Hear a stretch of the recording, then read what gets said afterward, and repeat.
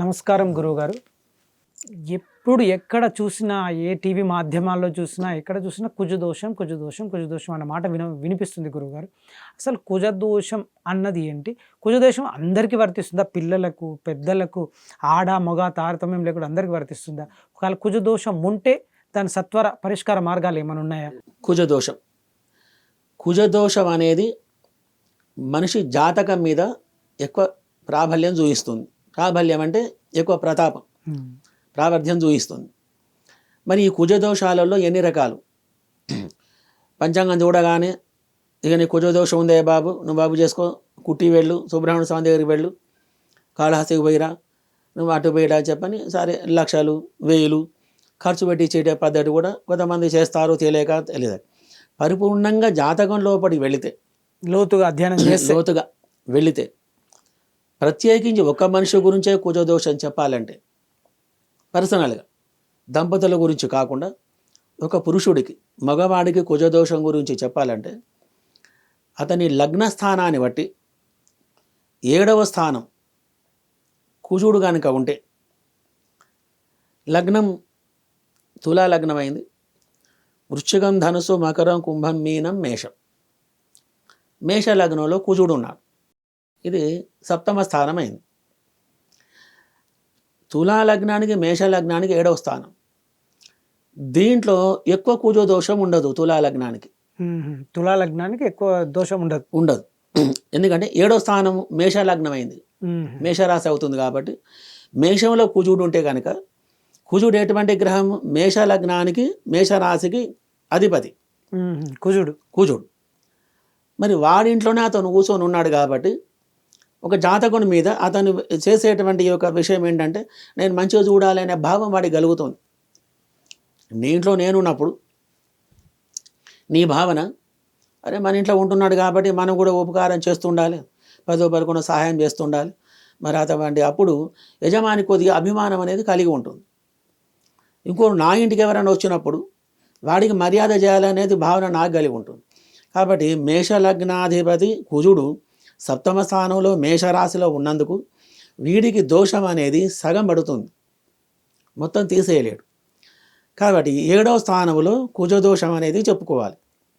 ఒకటి, లగ్నంలో కుజుడే ఉంటే కనుక, తులా లగ్నమైంది, లగ్నంలో కుజుడే ఉంటే అది తన శరీరానికి దోషం. కుజుడు ఉంటే, లగ్నంలో కుజుడు ఉంటే శరీరానికి దోషం. ఆపదలు, గండాలు, గొడవలు, మొండితనం, పని చేయలేకపోవడం, ఏ సమాధానం చెప్పినా ఏందా నువ్వు మాట్లాడేది, నాకంటే పొడుగాడవాను అని అహంకార స్వభావం, మాటలు, ఇవన్నీ కూడా వాడికి ఆటోమేటిక్ కలిగిస్తుంటాడు. దెబ్బలు, వాహన దోషాలు, భూ సంబంధమైనటువంటి వ్యవహారాలు, కోర్టులు, ఇవన్నీ తగాదాలు, ఇవన్నీ కూడా కలిగిస్తూ ఉంటాడు. ఒక్కోసారి ఆపదలు కూడా, ప్రాణగండాలకు కూడా వాడు వెళ్ళి వస్తుంటాడు. అటువంటి సమస్య కూడా వెళ్ళొస్తాడు, జైలు పాలు కావడం, ఇవన్నీ కూడా లగ్నంలో ఉన్నటువంటి కుజుడు అనేది చేస్తుంటాడు మనకి. ఒకటి లగ్నం, 7వది కళత్రం, భార్య స్థానం. భార్య అంటే ఈతనికి, మగవాడికి 7వ స్థానం భార్య స్థానం. కాబట్టి భార్య ఏ విధంగా వస్తుంది మనకి? గుణవంతురాలా, మంచిదా, మంచిగా చూసుకుంటుందా, నడవడిక బాగుంటుందా అనేటువంటి విషయాలు భార్య స్థానం నుంచి తెలుసుకోవాలి. మరి ఇతనికి భార్య స్థానంలో కుజుడు ఉన్నందువల్ల మరి ఆమె గుణగణాలు మనకు ఎప్పుడే తెలుస్తున్నాయి. లగ్నంలో కుజుడు ఉంటేనే వీడి గుణగణాలు ఇట్లా ఉన్నాయి. కాబట్టి కళత్రంలో ఉన్నటువంటి కుజుడు మరి భావాలు ఆమెది ఎలా ఉండాలో వీరికంటే ఇక్కడ మొండిది కావచ్చు, అట్లుంటే రోజు దిన గండమే ఇంట్లో అని. కానీ ఆ కుజుడు ఆ స్థానంలో ఉంటే కనుక ఈ విధంగా బేరీజ్ వేసుకోవాలి. లక్షణాలు కొద్దిగా బాగుండవు.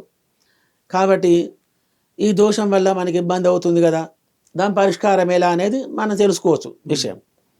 మరి కుజదోషము 2వ స్థానంలో ఉంటే దోషం, 4వ స్థానంలో ఉంటే దోషం, 8 ఉంటే దోషం, 12 ఉంటే దోషం. కాబట్టి ఇది ఆడవాళ్లకు వర్తిస్తుంది, మగవాళ్లకు వర్తిస్తుంది, చిన్న పిల్లలకు వర్తిస్తుంది, వృద్ధులకు వర్తిస్తుంది, చదువుకునే వాళ్లకు వర్తిస్తుంది. కాబట్టి 4-5 రకాల దోషాలు ఉన్నాయి. కాబట్టి ఒకటి లగ్నంలో తన గురించి, వివాహంలో భార్య గురించి, రెండవ స్థానంలో ధనం గురించి, 8వ స్థానంలో ఆయుష్యం గురించి. ఉమ్.